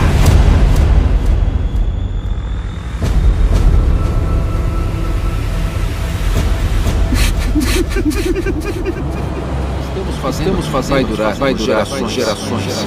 Não estou me sentindo muito Quem é de alguma Você? Estou aqui para pregar as boas novas do reino de Deus. Eu abri um caminho para as pessoas acessarem esse reino. Neste mundo, ossos ainda vão se partir. Corações ainda vão se partir. Mas no final, a luz vai vencer as trevas.